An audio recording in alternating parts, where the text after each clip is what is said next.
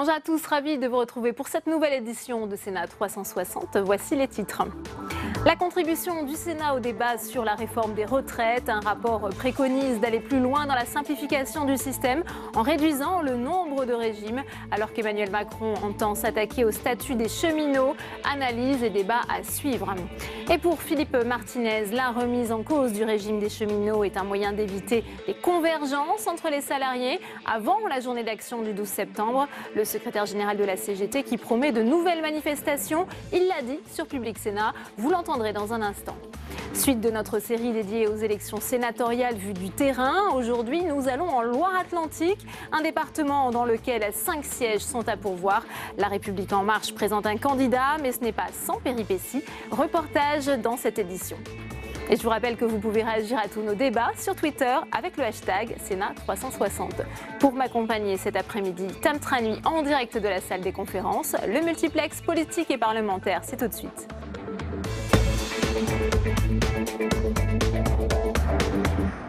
Mais avant de développer tous ces titres, la dévastation aux Antilles après le passage de l'ouragan Irma. Jamais un cyclone d'une telle intensité n'avait frappé les Caraïbes. Un bilan provisoire fait état de 8 morts et 21 blessés à Saint-Martin. Pour Emmanuel Macron, la France tout entière est mobilisée. Les explications d'Alexandre Poussard. Des scènes d'apocalypse la nuit dernière aux Antilles. L'ouragan Irma a tout raflé sur son passage. Les îles françaises de Saint-Martin et de Saint-Barthélemy ont subi de lourdes pertes. À Saint-Martin, on décompte pour le moment 8 morts et 21 blessés. Le président de la République Emmanuel Macron, en voyage en Grèce, a réagi à cette catastrophe. Et c'est la France qui a été touchée. Nous avons plusieurs décès. Il est à cette heure trop tôt pour tirer quelques bilans que ce soit. Des dommages matériels très lourds. Des Françaises et des Français sidérés par ce qu'ils ont vécu après la violence de ce qui s'est abattu sur eux. Une cellule de crise interministérielle a été ouverte pour organiser les premiers secours. Des renforts humains et matériels sont en route depuis la métropole. Nous faisons acheminer 100 000 rations de combat de manière à ce qu'il puisse y avoir 4 jours de vivres sur l'île. Et puis nous sommes en train de remettre donc en marche les différentes infrastructures. L'ouragan Irma, qui est toujours de catégorie 5, devrait poursuivre sa route vers le nord de Haïti et atteindre le sud de la Floride dimanche après-midi. Un autre ouragan, José, va traverser les Antilles ce week-end. Je vous le disais en titre, le Sénat lance aujourd'hui le coup d'envoi de sa contribution au débat sur la réforme des retraites. Dans un rapport, les parlementaires appellent le chef de l'État à simplifier l'architecture de notre système, en commençant par la réduction du nombre de régimes. Cécile Sixou. Quel sera le montant de votre retraite? Vous ne le savez pas.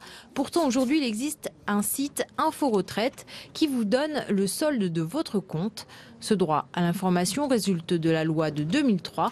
Pour le sénateur Gérard Roche, c'est un succès. On pense à la retraite quand on a 50 ans. Avant 50 ans, souvent on n'y pense pas, on laisse faire. Et puis quand ça arrive, on se dit où c'est que j'en suis. Et là, l'information peut se faire dès 20 ans. Quelqu'un qui commence à travailler, même un intermittent du spectacle, pour sa retraite, il peut téléphoner là, appeler sur ce site et savoir comment il va avancer ses droits à la retraite. Mais aujourd'hui, si cette transmission d'informations aux usagers est une avancée, ce n'est pas suffisant selon les sénateurs. Il faut aller plus loin et mettre en commun toutes les données de tous les futurs retraités, notamment pour mettre en place un guichet unique de demande de retraite en ligne prévu pour 2019. Les 35 caisses de retraite y sont réticentes car selon elles, cela touche à leur cœur de métier. Le rapport préconise donc une réforme du système par une réduction du nombre de régimes, une base de travail qui prépare le terrain à la réforme des retraites voulue par Emmanuel Macron. Et ces propositions du Sénat interviennent alors que le journal Le Monde a dévoilé hier le plan d'Emmanuel Macron pour réformer le régime de retraite des cheminots. Un sujet ultra sensible sur lequel les gouvernements précédents se sont souvent cassés les dents. Quentin Calmy. De l'expression même du président de la République, c'est un grand deal qu'il propose à la SNCF. Une réforme des régimes spéciaux engagée dès 2018 en échange d'un allègement de la dette de l'entreprise. Une proposition formulée le 1er juillet, date de l'inauguration de la nouvelle LGV Paris-Bordeaux. Emmanuel Macron s'exprime alors face à une dizaine de salariés du groupe invités à échanger avec lui. Il leur explique. Le modèle sur lequel on a vécu, on a construit en quelque sorte le mythe de la SNCF, n'est pas celui sur lequel on construira la SNCF du 21e siècle. Et le président d'ajouter : vous protéger, ce n'est pas protéger votre statut ou le job d'hier, c'est vous protéger en tant qu'individu pour aller vers le job de demain. Au cœur de ce projet, la réforme des régimes spéciaux de retraite, un dossier ultra sensible.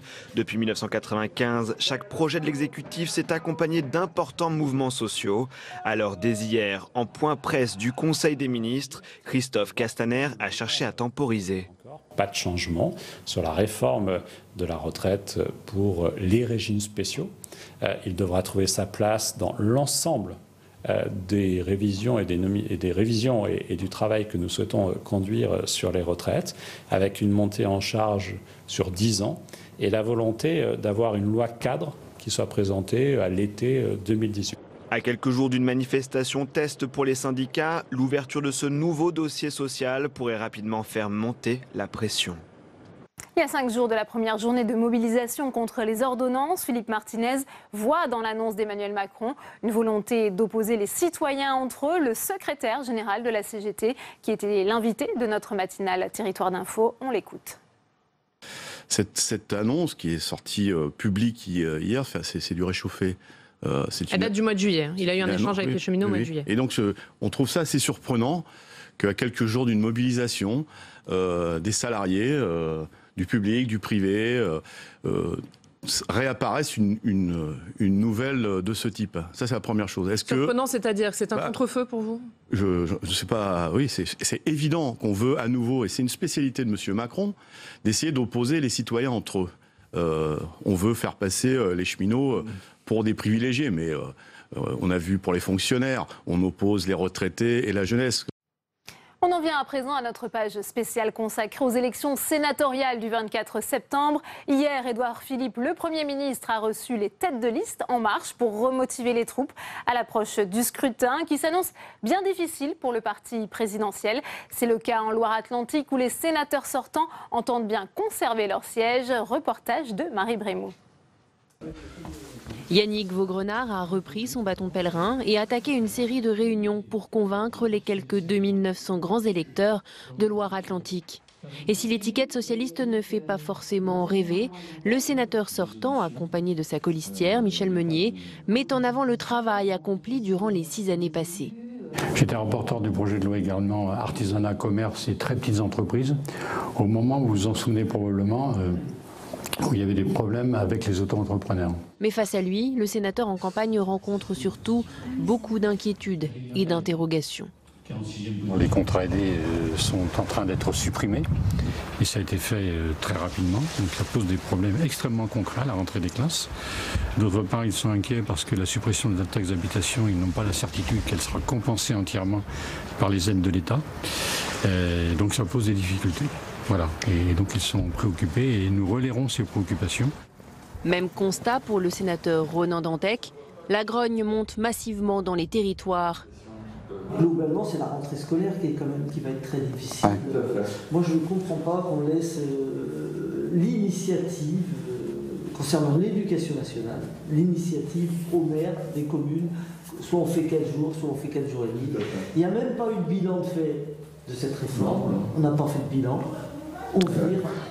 Et pour charmer les élus, les étiquettes politiques ne font plus recette.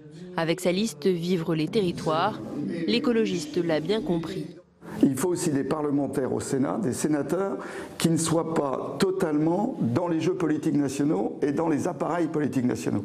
Et un des éléments très forts qu'on porte, c'est quand même de dire que le sénateur ou les sénateurs, parce qu'on espère peut-être avoir 2 élus qui seront élus à partir de notre démarche, seront mandatés aussi ensuite sur les grandes lois, non pas par un appareil politique national, mais par les élus du territoire. Convaincre, discuter, échanger, rassurer, c'est le quotidien d'un sénateur en campagne. Le sénateur UDI Joël Guerriau n'y échappe pas. Il sillonne le département à la rencontre des élus locaux depuis des mois. J'ai vu qu'il y avait des travaux énormes là chez vous. Là. Tout à fait. C'est impressionnant ce qui est en train de se faire devant l'hôtel de ville. Des dizaines d'entretiens qui ont nourri le candidat et son programme. Moi j'ai collecté tout ce que les gens ressentaient. Et donc le programme il porte sur trois domaines qui sont liés finalement à ce ressenti des élus et en particulier à ce qui était redondant, ce qui se disait le plus, ce sur quoi les gens revenaient le plus souvent. Nous aurons la semaine prochaine la foire de Béret à Châteaubriand. Je pense qu'il y aura un certain nombre de collègues à ce moment-là, donc on y sera. Dans cette campagne, il fait figure de petit nouveau, même s'il est loin d'être novice en politique.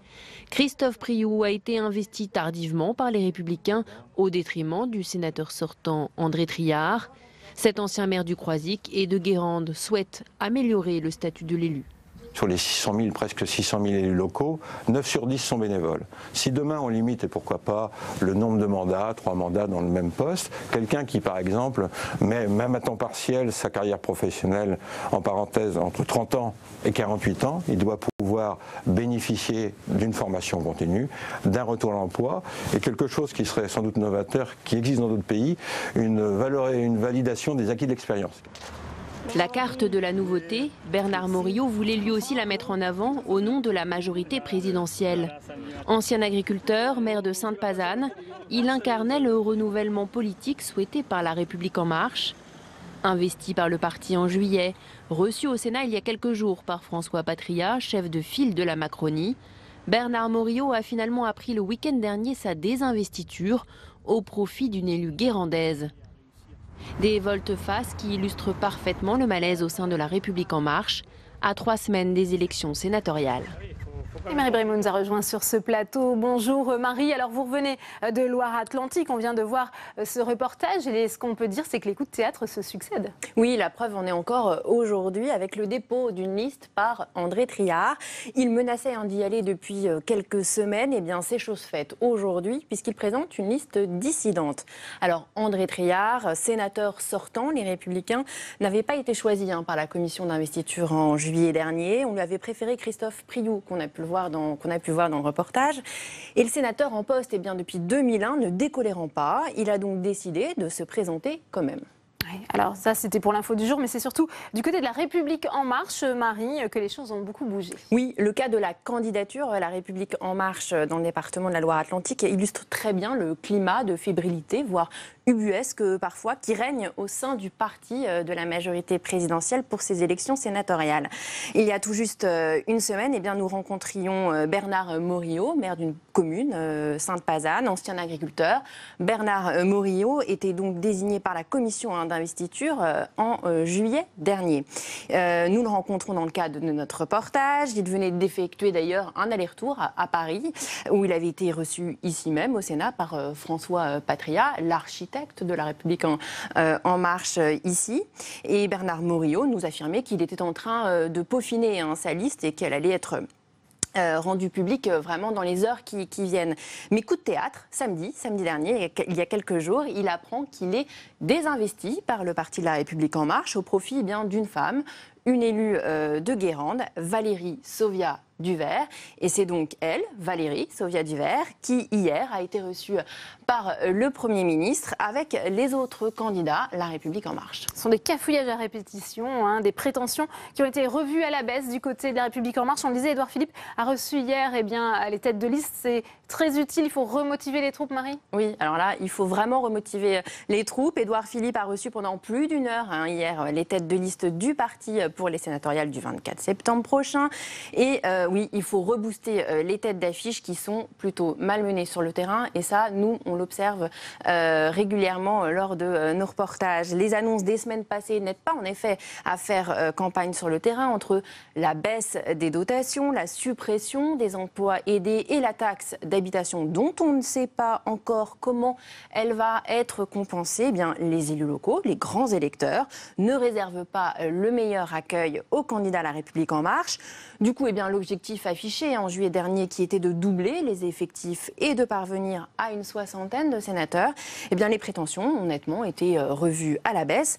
Le parti présidentiel mise désormais sur une fourchette comprise entre 30 et 40 sénateurs. Merci beaucoup Marie pour votre analyse et on va continuer justement sur ce thème avec vous, Tam Tranui, toujours en direct de la salle des conférences du Sénat, avec à vos côtés la sénatrice La République En Marche de Paris, Bariza Khiari. Et oui, Bariza Khiari qui est une marcheuse de la première heure. Alors, il n'y aura pas de raz-de-marée de La République En Marche au Sénat, ça a été répété par François Patriat, par Christophe Castaner.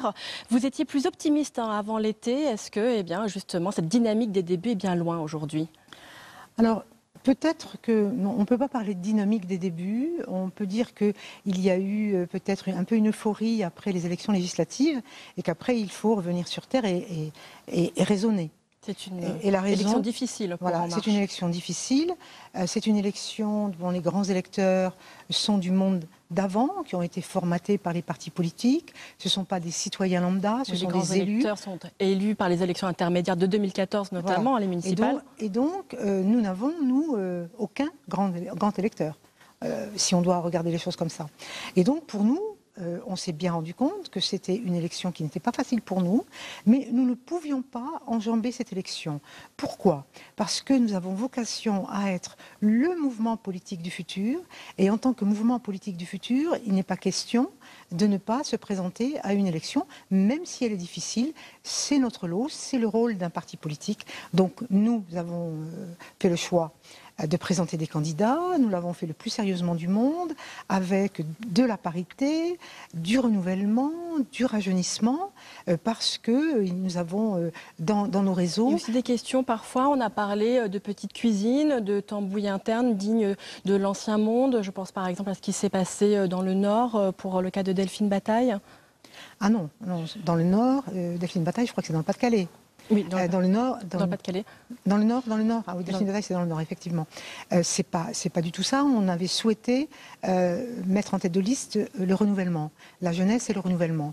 Nous avions choisi le directeur de Sciences Po, qui malheureusement, pour des raisons personnelles, graves et dramatiques, très graves et dramatiques, n'a pas souhaité s'investir dans une élection de ce genre. Mais nous avons depuis investi le maire d'Helem, qui est notre candidat. Est-ce que la campagne sur le terrain est aussi difficile? On parle de toutes ces annonces impopulaires auprès des élus locaux qui se sont succédés sur le gel des dotations, sur les contrats aidés ou encore la taxe d'habitation au début de l'été. Alors là-dessus, nous sommes dans une opération vérité. C'est pas parce qu'il y a une campagne ou des élections qu'on ne doit pas être dans une opération vérité, notamment pour les grands électeurs et pour les collectivités territoriales. Alors moi, aujourd'hui, quand même, j'aime beaucoup M. Barouin. C'est un collègue fantastique et très sympathique, pour qui j'ai beaucoup de respect et de considération. Mais il y a quelque temps quand même, il était sur la suppression de 500 000 fonctionnaires et sur la suppression des emplois aidés. Aujourd'hui, c'est le premier à dire, oh là là, tous les maires ne sont pas contents parce qu'ils vont perdre... coupe sombre en catimini. Non, c'est des annonces. Il n'y a pas de coupe sombre en catimini. Et il n'y a pas de suppression. Il y a une diminution. Il y a d'ailleurs, d'abord, pour être juste, il y a une augmentation par rapport au vote qui a été fait l'année dernière. Il y a plus de 100 000 contrats aidés supplémentaires, mais les 3/4 ont été consommés pendant les 4 premiers mois. Donc, effectivement, c'est compliqué pour le reste de l'année. Mais il n'y a pas de suppression. Le Premier ministre qui est venu nous voir hier et qui a vu les candidats a bien rappelé qu'il n'y avait pas de... Il a regonflé le moral des troupes, le Premier ministre. Il a dit les choses. Il a dit ce qu'il fallait être dit et là, participer d'une opération vérité, parce que ça sera dorénavant notre mode de fonctionnement et que nous ne serons pas dans la posture. Merci beaucoup Bariza Khiari d'avoir répondu à mes questions. Merci à vous, Tam. Alors, quel sera le visage du Sénat après les élections sénatoriales du 24 septembre? La recomposition que l'on a observée à l'Assemblée nationale frappera-t-elle aussi la Haute Assemblée? On en parle tout de suite dans notre débat.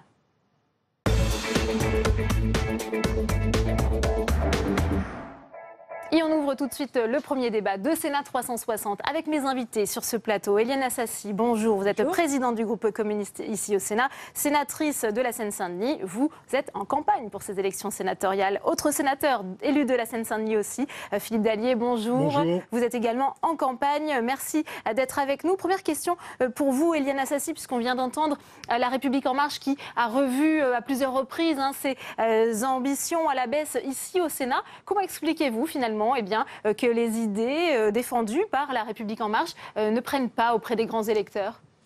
Tout simplement parce que Les annonces faites par le président de la République et relayées par le Premier ministre tapent dur sur les collectivités territoriales particulièrement, en termes de dotation, en termes de diminution des quotas aidés.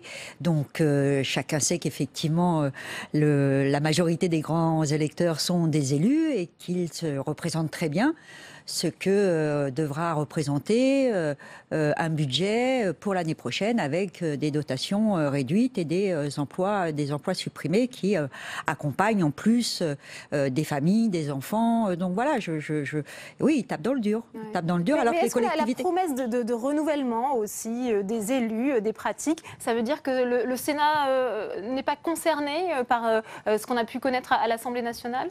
Mais attendez, on ne peut pas Restera simplement écarté, vouloir des pratiques. Les pratiques s'accompagnent aussi de choix. Donc, heureusement, il y a des gens intelligents dans ce pays, une majorité de gens intelligents et qui sont aussi pragmatiques et qui se rendent compte que les choix ne sont pas ceux qui avaient été émis par le candidat président de la République et qu'en tout cas, ils ne sont pas frappés du sceau de la modernité. Et donc, ça ne suffit pas que d'annoncer je suis moderne, je suis moderne et nous sommes nouveaux, si c'est pour mettre en œuvre une politique qui casse des pans entiers de l'activité de notre pays et les collectivités en sont. Ouais. Philippe Dallier, comment vous imaginez le Sénat qui va sortir des urnes au soir du 24 septembre, notamment en ce qui concerne le groupe LR, il va sortir renforcé de ce scrutin, vous pensez ? Écoutez, c'est ce que nous espérons. Maintenant, on attendra le 24 septembre au soir pour le vérifier. Je pense effectivement que le vent a un peu tourné pour la majorité présidentielle. C'est vrai, vous avez raison, pendant toute une période, ils ont réussi à faire croire, ça a assez bien fonctionné, qu'en politique, l'expérience était devenue une tare. Et qu'il fallait absolument dégager tout le monde, remplacer ceux qui avaient un peu ou beaucoup d'expérience par de jeunes néophytes qui allaient révolutionner le tout. Bon, on a vu ce que ça donne à l'Assemblée nationale, parce qu'on a quand même quelques exemples de députés qui sont assez surprenants. Ici au Sénat, je pense qu'il ne se produira pas la même chose. D'abord parce que le Sénat n'est pas le clone de l'Assemblée nationale. Le corps électoral, ce sont des élus locaux en très grande majorité. Et ces élus locaux ont aussi envie d'être représentés par des gens qui connaissent le sujet. C'est-à-dire que la société civile n'a pas sa place au Sénat ? Mais bien sûr qu'elle a sa place, mais la société civile, vous savez, dans les élus locaux, il y a beaucoup de... Voilà, qu'est-ce que c'est que la société civile ? Est-ce que vous croyez que tous les conseillers municipaux de France sont des gens qui ne font que de la politique à plein temps ? C'est pas vrai. Et donc ces élus-là veulent être représentés par des gens qui connaissent leurs difficultés. Quand vous n'avez jamais géré une commune, un département, une intercommunalité, qu'est-ce que vous connaissez véritablement du fond des problèmes ? Donc je pense que ça, les élus locaux, ils sont particulièrement sensibles. Et puis, comme le disait Éliane Assassi, les annonces du président de la République ne peuvent que perturber grandement les élus locaux. Exemple, les dotations. Le président de la République dit il n'y aura pas de baisse de dotation. Tout le monde dit ah, superbe. Mais il dit en même temps, comme d'habitude d'ailleurs, en même temps, on va vous demander 13 milliards d'euros d'économies. Ah. Et alors, si les économies ne sont pas au rendez-vous, on va nous baisser les dotations, on a bien compris. Donc en 2018, on nous dit que ça sera la stabilité, mais tout le monde a compris qu'à partir de 2019, pour nous imposer effectivement les 13 milliards, il va falloir réduire les dotations. Donc on a perdu 11 milliards sous le quinquennat Hollande, on va ajouter 13 milliards. Mais tous les élus locaux savent que c'est intenable pour l'immense majorité des collectivités. Donc on peut parler des contrats aidés, les crédits de la politique de la ville qui ont été réduits comme ça d'un coup de baguette magique. Vous savez, dans un département comme la Seine-Saint-Denis, la politique de la ville, ça pèse. Donc vous mettez tout ça sur la table, mais comment voulez-vous que réagissent les grands électeurs ? Alors c'est vrai que les candidats de la République En Marche, ils sont à la peine, et j'espère bien qu'effectivement leur résultat sera à la hauteur de l'immense déception de ceux qui avaient pu croire en eux. Ouais. Du coup, Éliane Assassi et Philippe Dallier l'espèrent. Le groupe LR va sortir renforcé de ce scrutin. La gauche, comment ça va se présenter ? On sait que le groupe écologiste a déjà disparu. Il y avait une menace aussi sur le groupe communiste. Est-ce que vous êtes un peu plus confiante maintenant, justement, notamment par rapport aux déceptions peut-être à venir pour la République En Marche ? Oui, mais pas que. Il y a les déceptions dont on vient de parler, bien évidemment, mais il y a aussi la façon dont le groupe communiste, républicain et citoyen au Sénat a eu de fonctionner et de porter un certain nombre de propositions en n'étant pas simplement dans l'opposition, mais aussi sur chaque texte, en essayant de développer des propositions alternatives. On nous reconnaît, je crois, notre cohérence, notre constance sur des grands textes. C'est vrai porterait par exemple sur tout ce qui touche aux collectivités locales. On pourrait aussi parler de la sécurité ou d'autres sujets, bien évidemment. Donc moi, pour être honnête avec vous, je suis plus confiante aujourd'hui que je ne l'étais avant les congés. Le groupe communiste n'est pas particulièrement touché par ce renouvellement. Oui, puisque nous sommes nombreux à être sur les 18, 16 sont renouvelables, donc c'est le gros contingent du groupe. Mais des échos que j'ai jusqu'à il y a quelques minutes, il se passe des choses intéressantes sur le terrain parce que nous avons pris le parti de mener de vraies campagnes électorales de proximité avec les grands électeurs. Et jusque-là, nous avons des remontées plutôt intéressantes qui sont à la fois le résultat d'une déception, bien évidemment, après les quelques semaines du gouvernement Édouard Philippe, mais aussi de ce que nous portons depuis des années au sein du groupe. Donc voilà, on ne va pas tuer la peau de l'ours avant qu'il soit tué, mais disons que je suis un peu plus confiante aujourd'hui que je ne l'étais hier. Ouais. Un mot quand même sur la recomposition politique qui est en train de s'opérer. On sait qu'il y aura aussi quand même un impact après l'interdiction du non-cumul des mandats. Ça va jouer sur la composition du Sénat, Philippe Dallier? Écoutez, les sénateurs sortants ont dû faire un choix, c'est mon cas. Voilà, j'ai dû choisir entre mon mandat de maire des Pavillons-sous-Bois et mon mandat de sénateur. Je l'ai fait, pour tout vous dire, la mort dans l'âme. Et je pense qu'au bout du compte, au-delà de l'aspect cosmétique, le Sénat y perdra. Parce que moi, j'ai toujours dit que la valeur ajoutée que je pouvais apporter ici, elle était directement tirée de mon expérience de maire, que ce soit sur le logement, la politique de la ville, les finances locales, l'organisation territoriale. Ce que je sais, c'est vraiment ce que je pratique sur le terrain. On va couper ce cordon ombilical. Alors, on le verra peut-être pas tout de suite, mais dans quelques années, je pense que le Sénat, représentant ces collectivités territoriales, il perdra, et ça, c'est à mon avis dommageable. Bon, mais voilà, c'est dans l'air du temps. On a réussi à faire croire aux Français que tous ces cumulards tout ça, c'était indécent. Bon, moi, je pense que c'est une erreur. Bon, c'est ainsi, il a fallu faire des choix. Donc, nécessairement, on aura un renouvellement des visages au Sénat parce que certains ont choisi de rester dans leur collectivité locale. Mais... Un rajeunissement, une féminisation, ça, c'est aussi quelque chose d'important, selon vous, pour l'image de la Haute Assemblée? Oui, mais encore une fois, l'image. C'est le grand truc du président de la République. Moi, ce qui m'intéresse, c'est le fond. La politique qui va être mise en œuvre et les résultats qui seront obtenus. C'est ça qui intéresse les Français. Voilà. Est-ce qu'un sénateur qui est là depuis 2 mandats est plus illégitime qu'un nouveau qui débarquerait sans l'expérience d'une collectivité locale? Bon, moi, je pense que la question mérite d'être posée. Eliane Assassi, sur ce point, est-ce que vous l'appelez quand même de votre vœu aussi pour, alors vous n'avez pas ce terme, mais pour aussi l'image que ça peut renvoyer du Sénat, peut-être plus d'élus qui représentent... Moi, je suis d'accord, oui. C'est pas une question d'image, c'est une question de contenu et de force que peut avoir le Sénat dans ce bicamérisme, la place du Sénat. Après, moi, je crois toujours dans la jeunesse et dans la diversité. Donc, sur ma liste, il y a effectivement des jeunes gens et des jeunes femmes de diversité d'origine. Il y en a même moins de 30 ans. Mais ça suffit pas. Ça suffit pas. Moi, j'ai voté la loi sur le non-cumul des mandats, mais je vais faire part de mon expérience personnelle. J'ai été pendant longtemps conseillère municipale à Drancy, et c'est vrai qu'il y avait une valeur ajoutée dans ce que je pouvais porter au Sénat. Moi, je suis favorable à ce qu'on ne cumule pas maire, président de conseil départemental, etc. Mais dans le même temps, je trouve qu'on aurait dû peut-être réfléchir à d'autres solutions, parce que avoir des élus locaux comme parlementaires, ça aussi, ça porte une réalité de terrain, de ce qui se passe dans les collectivités locales. Moi, je pense que c'est compliqué et sincèrement, a posteriori, je me dis le Parlement aurait dû un peu plus travailler sur le sujet du non-cumul. Et comme sur beaucoup de sujets, on a été dans le tout ou rien. Dans le tout ou rien, comme souvent en France, on n'arrive jamais à trouver la bonne mesure. Oui. Le tout ou rien. Maintenant, on va peut-être nous imposer, au bout de 3 mandats, on va nous dire vous ne pourrez plus vous représenter.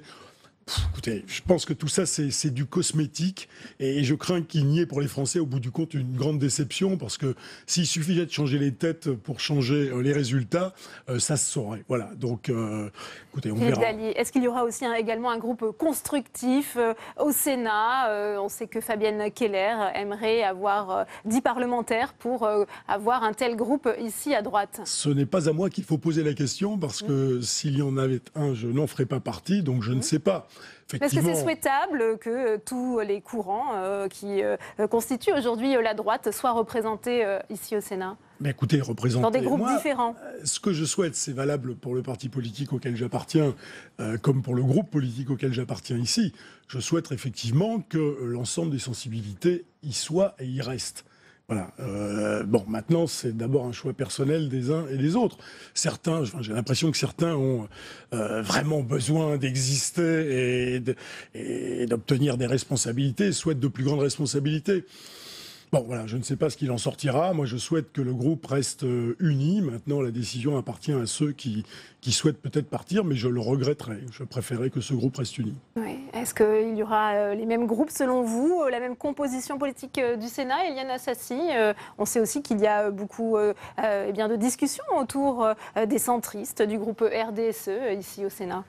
Bah écoutez, moi, je ne vais pas parler à la place des autres. Ça fait partie ça, de la particularité aussi du Sénat. Non, mais j'ai bien entendu que d'ici décembre, il y aurait peut-être la création d'un groupe qui aurait justement regroupe les radicaux de gauche avec les radicaux valoisiens, etc. Mais bon, moi, ça, je n'en ai pas la maîtrise. Vous comprenez bien que ce qui compte pour moi aujourd'hui, c'est de tout faire pour que nous ayons le 24 septembre au soir un groupe communiste ici au Sénat.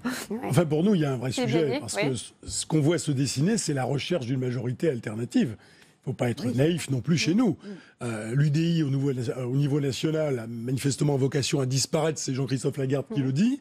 Donc on va avoir la création d'un nouveau parti politique avec qui les constructifs, on n'en sait rien. Ici au Sénat, le futur groupe centriste, que fera-t-il ? Avec le RDSE, avec En Marche, on voit bien que ces gens-là cherchent effectivement une majorité alternative.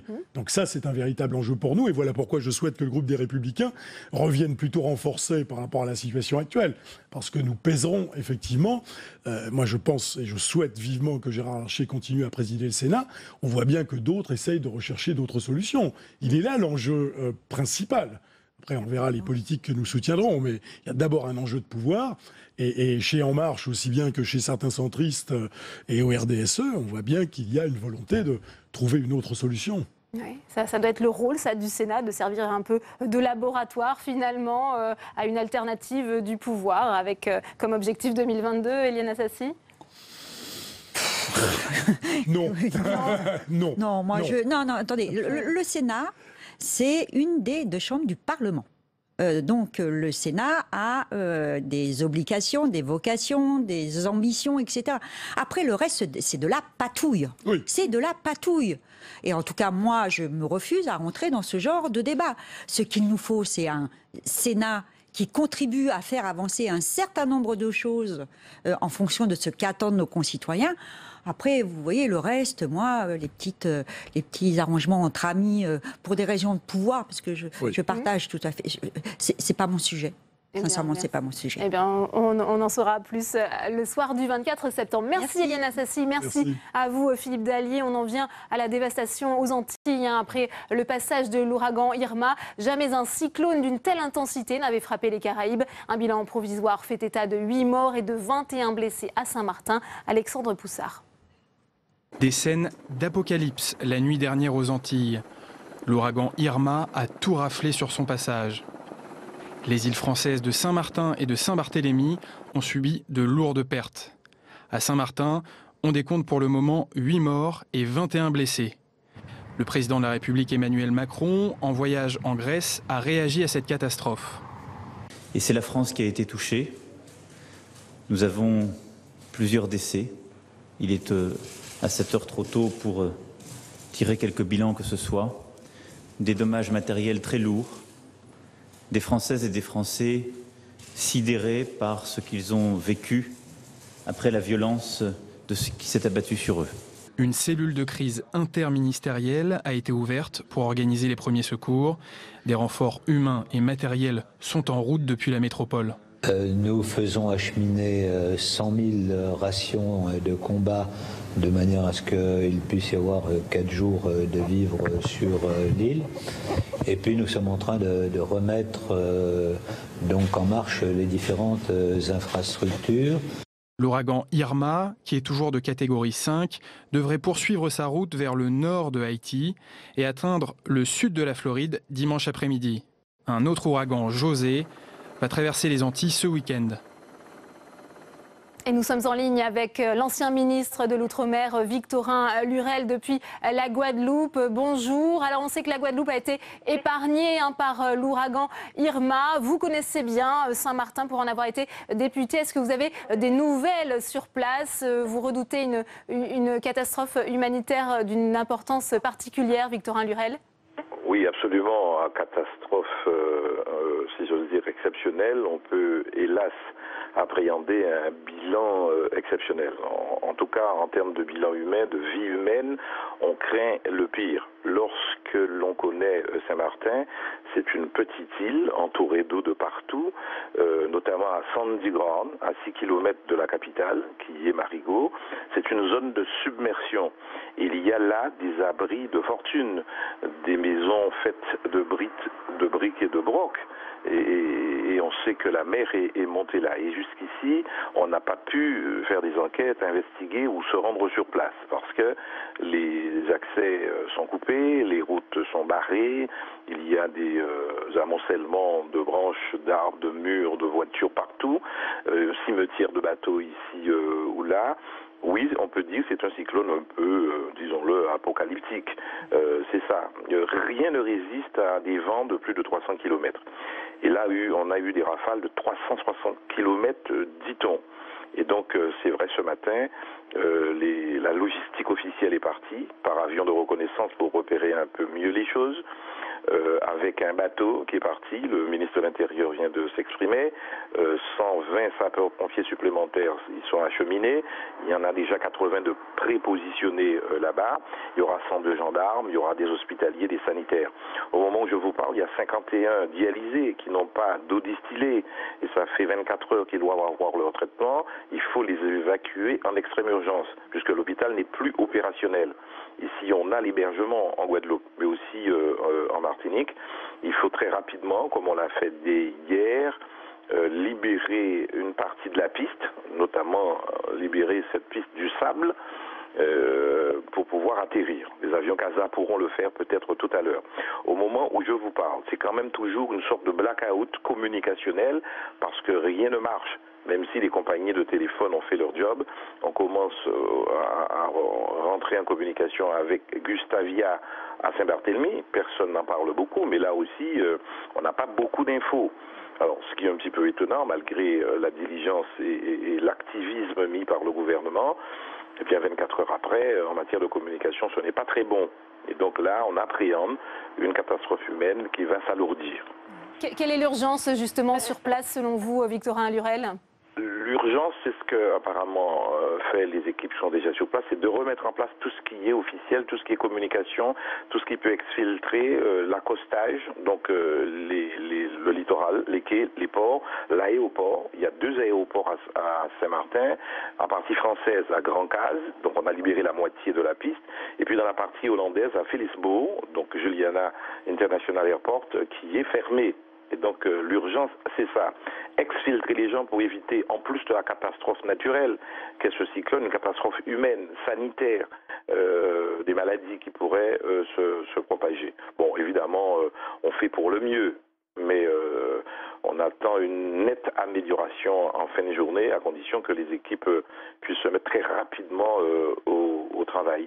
Eh bien, merci beaucoup, Victorin Lurel, d'avoir été avec nous par téléphone depuis la Guadeloupe. Et justement, on va retrouver Tam Trani, toujours en direct de la salle des conférences du Sénat, avec Hélène Conway-Mouret, sénatrice socialiste représentant les Français de l'étranger. Oui, Hélène Conway-Mouret, quelle est votre réaction à cet ouragan dévastateur? Vous exprimez votre solidarité? Bien sûr, vous savez, c'est le réflexe de l'élu qui pense immédiatement à ses compatriotes, notamment je représente les Français de l'étranger, donc hors de l'Hexagone, immédiatement j'ai ce réflexe de compassion, d'information aussi. Outre Saint-Martin et Saint-Barthélemy, d'autres Français sur l'ensemble de cette zone. Et puis nous avons aussi beaucoup de touristes qui sont dans la région. Nous avons près de 5000 Français qui ont reçu des consignes de sécurité, justement, notamment maintenant, puisque l'ouragan se déplace et qui sont dans le sud des États-Unis, notamment notamment à Miami, d'évacuer et de bien comprendre, pour ceux qui ne parleraient pas anglais et qui ne suivraient pas les informations, de bien suivre les consignes de sécurité. Mais bon, au-delà de cela, c'est vrai qu'on pense immédiatement aux victimes, et puis les images sont absolument choquantes. Enfin, c'est un endroit dévasté aujourd'hui, alors que il y a eu préparation, ça fait 3 ou 4 jours que l'on sait que cet ouragan va frapper, il y a eu de l'information et on voit bien qu'aujourd'hui nous sommes complètement démunis devant la violence de ces tempêtes. Édouard Philippe va faire un point sur la situation cet après-midi. Qu'est-ce que vous attendez des services de l'État? Sont-ils pour vous à la hauteur aujourd'hui? Je pense qu'ils sont parfaitement mobilisés. Je sais que la ministre, j'ai vu, est arrivée immédiatement pour faire l'état des lieux et je crois que les services de l'État sont parfaitement à la hauteur. Des avions ont été dépêchés et les sauveteurs sont déjà à l'œuvre. Donc la réaction est bonne, mais je crois qu'il faudrait aujourd'hui s'inscrire dans la prévention de ce que nous devons faire. Nous avons signé, bien sûr, l'accord de Paris. De Paris sur le climat, et on dit que les ouragans sont aussi de plus en plus intenses avec le réchauffement climatique. C'est aussi une responsabilité des États et des chefs d'État de prendre en compte ce phénomène. Je le crois, parce qu'il y a une vraie prise de conscience lors de l'accord de Paris. Et aujourd'hui, malheureusement, on voit un certain nombre de présidents, notamment le président américain, le président brésilien, le premier qui relance l'extraction d'hydrocarbures, les gaz de schiste, le deuxième qui brade aujourd'hui des pans entiers de l'Amazonie, alors qu'on sait que c'est le poumon de la Terre.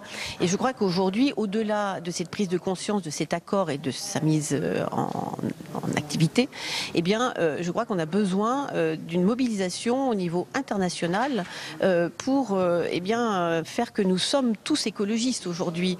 Il y va... Ce n'est malheureusement pas le cas d'un président comme Donald Trump qui en plus subit 2 catastrophes naturelles à prévoir avec Irma en tout cas. Mais c'est bien dommage et on voit bien que les réparations, la reconstruction va coûter très cher. Et si pour ces présidents-là, ce sont les questions économiques d'abord qui prévalent et qui comptent, ils devraient faire les comptes et se dire qu'il vaudrait mieux se mettre dans la prévention, s'inscrire dans celle-ci, essayer eh bien de régler ce dérèglement climatique. Tout simplement, nous savons avec l'accord de Paris que nous avons un certain nombre d'actions qui peuvent être mises en œuvre pour contenir l'augmentation de la température, parce que c'est pas l'être humain qui est à l'origine, bien sûr, de ces ouragans, mais c'est l'activité humaine qui contribue au réchauffement climatique et de fait à la création de cela et à la violence de cela. Donc voilà, je crois que nous sommes tous écologistes aujourd'hui et nous devons le réclamer et le dire très fort. Merci beaucoup Hélène Conway-Mouret d'avoir répondu à mes questions. Merci à vous, Tam et Emmanuel Bocry, prévisionniste à Météo France. Et notre invité, il répond aux questions de Saveria Rojek. Le face-à-face, c'est tout de suite.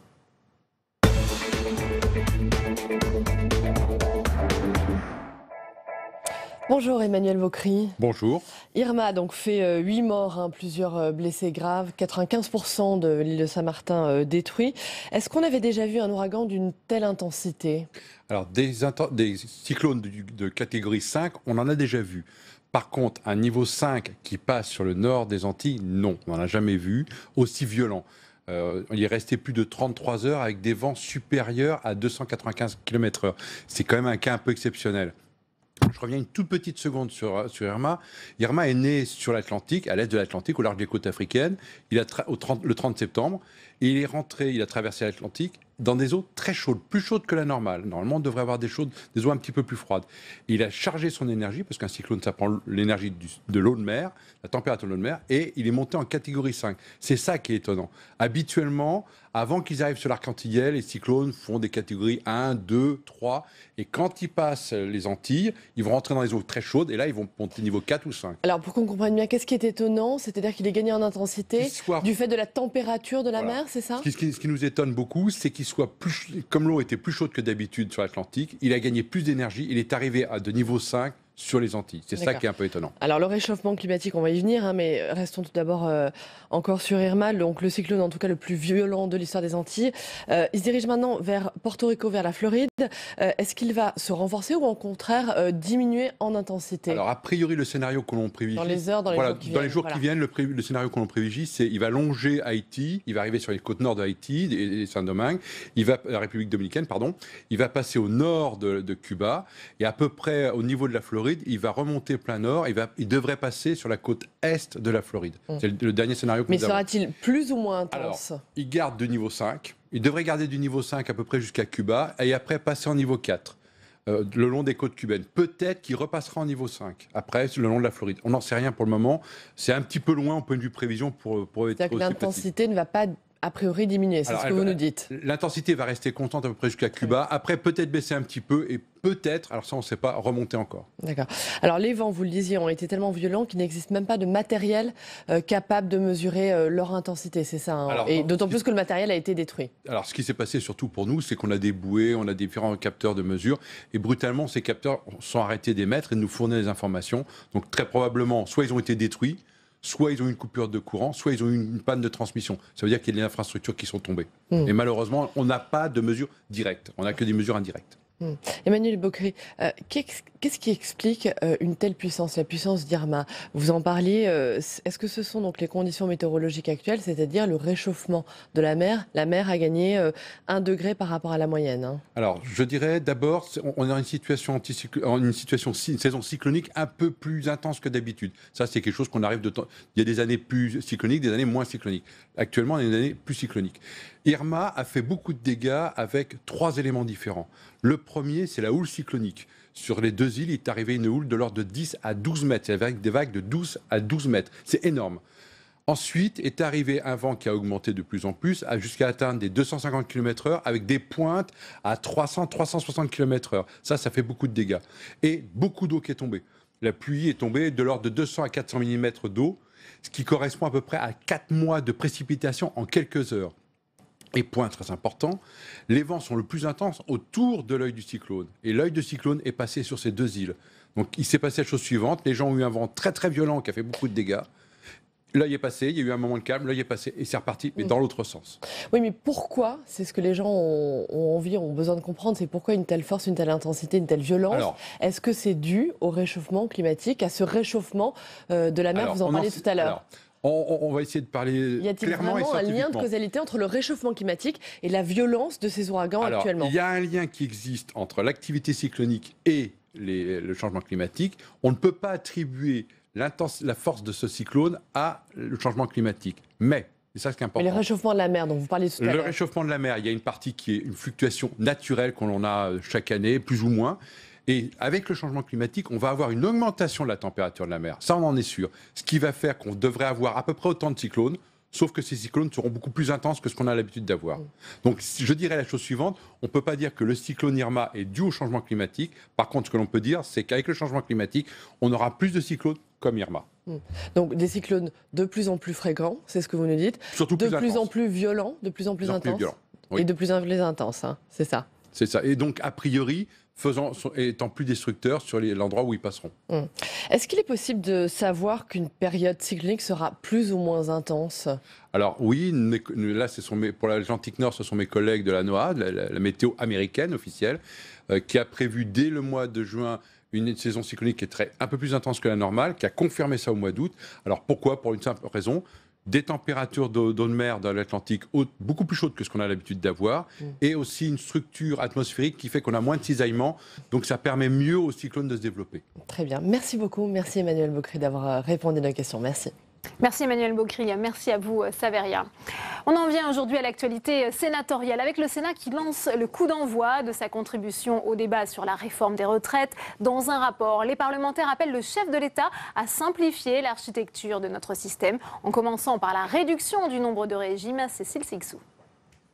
Quel sera le montant de votre retraite? Vous ne le savez pas. Pourtant, aujourd'hui, il existe un site Info Retraite qui vous donne le solde de votre compte. Ce droit à l'information résulte de la loi de 2003. Pour le sénateur Gérard Roche, c'est un succès. On pense à la retraite quand on a 50 ans. Avant 50 ans, souvent on n'y pense pas, on laisse faire. Et puis quand ça arrive, on se dit où c'est que j'en suis. Et là, l'information peut se faire dès 20 ans. Quelqu'un qui commence à travailler, même un intermittent du spectacle, pour sa retraite, il peut téléphoner là, appeler sur ce site et savoir comment il va avancer ses droits à la retraite. Mais aujourd'hui, si cette transmission d'informations aux usagers est une avancée, ce n'est pas suffisant selon les sénateurs. Il faut aller plus loin et mettre en commun toutes les données de tous les futurs retraités, notamment pour mettre en place un guichet unique de demande de retraite en ligne prévu pour 2019. Les 35 caisses de retraite y sont réticentes car selon elles, cela touche à leur cœur de métier. Le rapport préconise donc une réforme du système par une réduction du nombre de régimes, une base de travail qui prépare le terrain à la réforme des retraites voulue par Emmanuel Macron.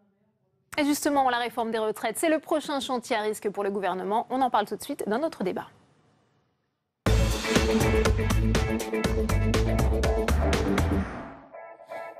Et j'ai le plaisir d'accueillir sur ce plateau Jean-Louis Butour. Vous êtes conseiller en charge des revendications sociales et économiques de la CGT. Merci d'être avec nous. Également sur ce plateau, Gérard Roche. Bonjour, sénateur UDI, UC de Haute-Loire. Vous avez publié ce rapport ce matin avec la sénatrice Anne-Emery Dumas sur la simplification de notre système de retraite. C'est en quelque sorte le coup d'envoi de la contribution du Sénat au chantier que le gouvernement veut mettre en œuvre, Gérard Roche. Au départ, non. Au départ, le point de départ, c'est la loi sur le droit à l'information, le DAI sur retraite, qui a eu 2 étapes. Il y a eu premièrement une étape papier, où les gens entre 35 et 55 ans relevaient chaque année un relevé individuel de statut, de situation. Et puis après 55 ans, ils recevaient un peu plus souvent une EIG qu'on appelle, c'est une évaluation un peu des droits qu'ils allaient avoir au moment de la retraite. En plus de ça, ils pouvaient demander dans leur caisse à rencontrer un responsable pour les informer sur leur état. Et les nouveaux cotisants, les jeunes qui arrivent dans le monde du travail, après 2 semestres, recevaient une indication sur le régime par partition et ce qu'il fallait qu'ils fassent bien pour avoir une retraite potable après. Ça, c'est l'époque du papier. Puis on est rentré dans l'époque du numérique par l'intermédiaire d'un groupement d'intérêt public, le GIP, qu'on appelait le GIP Union Retraite, qui a beaucoup avancé et qui est arrivé à quelque chose qui, moi, me paraît formidable, c'est le compte personnel de retraite. C'est qu'en tapant sur un site qui, je crois, est www.inforetraite.fr, vous pouvez avoir tout de suite toutes les indications que vous voulez. Si vous êtes en activité, ça peut vous donner des indications pour votre carrière dans les années à venir pour avoir la meilleure retraite possible. Si vous êtes près de la retraite, ça vous donne une indication très précise sur ce que vous allez toucher. Ça vous évite d'attendre le papier et c'est surtout le système est formidable parce que vous pouvez avoir le résultat en quelques secondes. Donc c'est une démarche uniquement administrative pour le DAI, mais on a voulu faire cette étude au Sénat parce qu'il y a eu un travail formidable qui a été fait pendant 14 ans et qui est passé inaperçu. Parce que quel que soit, il y a quand même 35 régimes de base, 29 complémentaires, c'était les gens des carrières complexes pour la plupart. Donc c'était quelque chose vraiment pour le service sociétal, c'était un plus et c'était pas assez reconnu, on a voulu le dire. Puis à ce moment-là est arrivée la déclaration sur la retraite universelle, notionnelle, on en reparlera certainement. Et il y a une coïncidence parce que la démarche administrative allait dans ce sens pour l'information, mais il n'y avait pas de décision politique quand ça a été décidé, c'était uniquement l'information. Maintenant, il y a une décision politique qui a l'air d'arriver et qui, en fait, peut prêter à confusion ou même se potentialiser. Jean-Louis Butour, vous êtes attentif aux travaux des sénateurs quand vous entendez qu'il faut simplifier en commençant par réduire le nombre de régimes. Vous êtes plutôt favorable à cela ? Pas tout à fait. C'est-à-dire que traduire le besoin de simplification en diminuant le nombre de régimes, c'est un raccourci qui me paraît un peu abusif. C'est-à-dire qu'il faille simplifier, oui, il faut certainement simplifier, mais la première question que, à notre avis, il faut se poser, c'est c'est quoi la complexité du système de retraite aujourd'hui ? Est-ce que c'est le système lui-même qui est complexe ou est-ce que c'est la réglementation qui est complexe ? Notre réponse, c'est sur le deuxième point. C'est la réglementation qui est complexe. La succession des réformes, notamment depuis 2003, y compris celles qu'il y a eu avant, mais notamment 2003, on a additionné des réformes avec des tas de réglementations auxquelles les parlementaires ont largement contribué d'ailleurs, et qui font qu'on a effectivement une réglementation difficile à lire, difficile à comprendre. Mais ce n'est pas fondamentalement un problème de régime, c'est un problème de réglementation.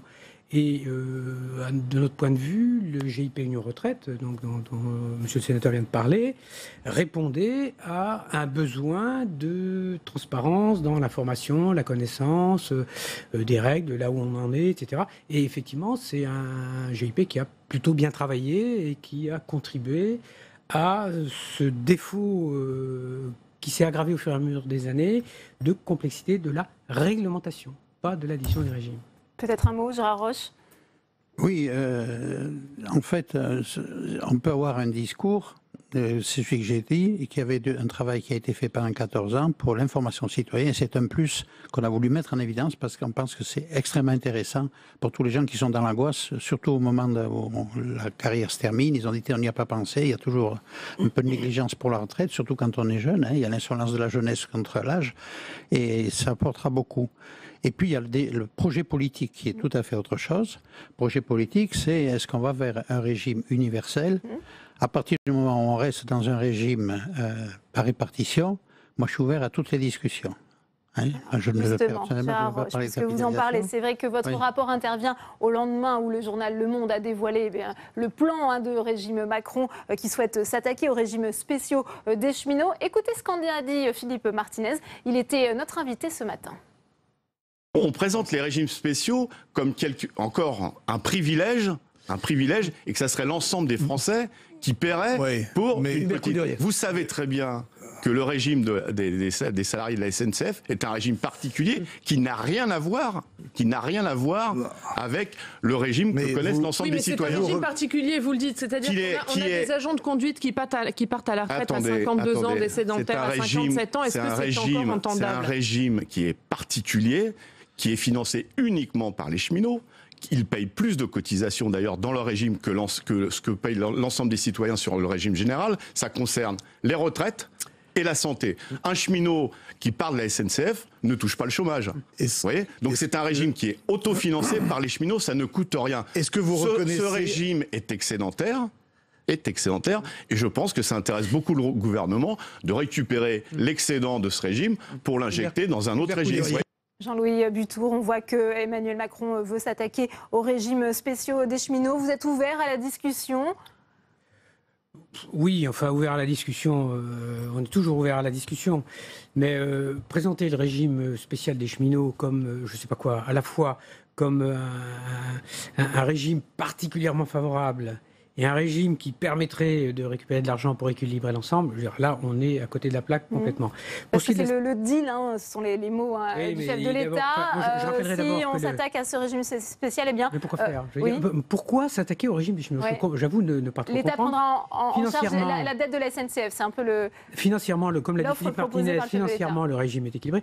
Alors, je soulignerai d'ailleurs que le régime des cheminots, comme tous les régimes publics de salariés, et le régime général du privé du salarié, donc des salariés, ces régimes contribuent à l'équilibre des régimes de retraite des non-salariés. Il faudrait mettre les choses à l'endroit. Ça fait des années, plus de 10 ans, avec ce qu'on appelle le mécanisme de la compensation, enfin je ne vais pas faire trop de technique, mais le mécanisme de la compensation, c'est un mécanisme qui permet, qui conduit les régimes excédentaires, entre gros guillemets, à combler les déficits, entre guillemets, des régimes qui, eux, sont déficitaires. Je simplifie un peu, mais c'est quand même dans la réalité. À part le secteur agricole, où les salariés agricoles ont un régime qui est déficitaire, tous les régimes déficitaires, ce sont des régimes de non-salariés. Et tous les ans, depuis 10 ans, les régimes de salariés contribuent à l'équilibre. Ce qui veut dire, quand on regarde, par exemple, le cas de la CNAV, de la caisse donc, du régime général des salariés du privé, si on enlève la compensation, sur les 10 dernières années, la CNAV n'a un déficit qu'une année. On a besoin des régimes spéciaux pour contribuer à l'équilibre général des autres caisses, notamment des salariés du privé, Gérard Roche. Il y a le problème du ressenti par la population. Qu'on a mis des régimes spéciaux avec des retraites après 50 ans, chez des gens qui 52 et 57 ans. Pour des gens qui conduisaient des locomotives ou au moment des mines, tout le monde était d'accord. Ils avaient un travail très dur, il fallait qu'ils partent. Maintenant, on a un peu plus de difficulté à le comprendre. Par exemple, pour la SNCF, peut-être bien qu'après 50 ans, on ne veut pas conduire un TGV, mais on peut faire contrôler, on va faire quelque chose. Si bien que dans l'opinion publique, c'est quand même très mal vécu. Il faut le savoir. Il faut le savoir, c'est vécu comme une injustice. Oui. Alors que ça n'est pas tout à fait une, je suis d'accord. D'informations qui ne sont pas exactes. Parce qu'ils cotisent plus que les autres pour pouvoir partir plus tôt. Mais globalement, quand même, les régimes spéciaux, d'après mes chiffres, ça représente à peu près 17 milliards et il y a 5 ou 6 milliards qui sont versés par les contribuables pour l'équilibre, en dehors de l'EDF qui, elle, a créé une taxe sur le cheminement d'énergie. Donc ils ne sont pas excédentaires, contrairement à ce que nous disait Philippe Martinez. Je n'ai jamais entendu dire que c'était excédentaire, j'ai entendu dire que ça coûtait 6 millions d'euros pour arriver aux 17 millions d'euros qu'il faut payer parce qu'il y a de moins en moins de cotisants et de plus en plus de retraités. Ils sont équilibrés à l'intérieur des régimes de salariés qui s'équilibrent avant d'apporter de la compensation au régime de non-salariés. Donc c'est comme ça le point. Donc ce que je veux dire à travers ça, c'est que de toute façon, il faut faire l'équilibre. Ce que je veux dire, ça ne veut pas dire qu'il ne faut pas équilibrer les régimes de non-salariés. Mais ce que je veux dire, c'est qu'il faut d'abord établir une certaine vérité. C'est-à-dire que c'est quand même fondamentalement les régimes de non-salariés qui sont déficitaires, y compris pour des raisons démographiques. Bon, il faut bien le faire. Aussi pour des raisons d'insuffisance de cotisation, c'est historique. Mais l'important là-dedans, ce que je veux souligner, c'est que on a modifié les régimes de salariés, on a réformé les régimes de salariés, on a durci les règles à partir de constats de déficit financier qui, pour une grande partie, viennent de régimes en tous les cas, Jean-Louis Butour, on sait que le dossier est ultra sensible. Ça sera donc le prochain chantier à risque pour Emmanuel Macron. Merci Gérard Roche d'avoir été sur ce plateau. Merci à vous Jean-Louis Butour. C'est la fin de cette édition. Merci à vous de l'avoir suivi. À 18h, l'épreuve de vérité fait sa rentrée. Émission spéciale sénatoriale. Premier invité ce soir, le sénateur socialiste Didier Guillaume. Bonne soirée à tous sur Public Sénat. Merci beaucoup.